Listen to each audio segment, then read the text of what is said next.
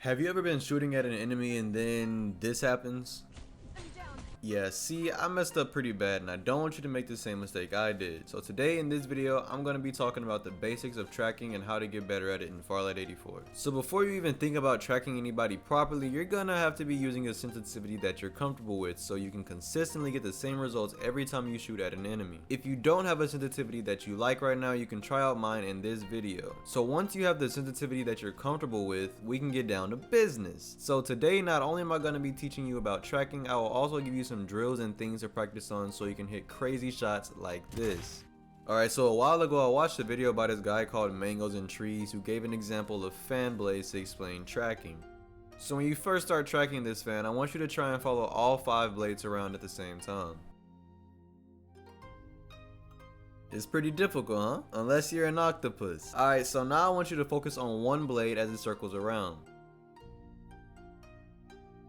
I'm sure you notice a difference between focusing on all 5 blades versus just focusing on one. This is how tracking works in its most simple form. When you try to track every single blade around, so when you're trying to shoot at every single enemy that you see, you actually end up tracking none of them. Now that I explained the basic parts of tracking, it's time to get to the more advanced parts, which I call the almighty foreseeing eye of enlightenment, which is just a fancy name for predicting, otherwise known as Newton's first law, which states that an object in motion stays in motion. So to be really good at tracking also means to be somewhat good at predicting. This means don't shoot where your enemy is, but shoot where they are going. So if an enemy is going right, more often than not they will continue to go right, same for every other direction. The reason for this is that it's a bit difficult to consciously think about changing your direction when you're under pressure shooting at an enemy and they're shooting back at you. But in this game in particular, people got a little something strapped on their backs that can be used to quickly change directions. However, only the really good players tend to do this because they understand how to counter good tracking. And to be frank, there's not really a way to predict when an enemy is going to change directions. But I do have a tip that will give you a better chance to counter their counter, which I call omnipotent angelic analysis, which is just another fancy name for outsmarting your enemy's counter. So to pull this off, you stop shooting to save your ammo, un-ADS, reassess, and track the new direction in which your enemy is moving in. This may seem a bit complicated starting off, but as you consciously want to get better as you play the game more and learn the psychology of players, you will naturally increase your game sense and overall your predicting as well as your tracking will get better. Some drills that I thought of for you to practice your tracking would be for you to go into training grounds and follow each target as it moves side to side. So for the first 10 to 20 meters, track with hipfire and ADSing. Then from 40 meters up to 120 meters, only use ADSing. Starting off, you don't have to shoot, just follow a single target, and once you get used to it,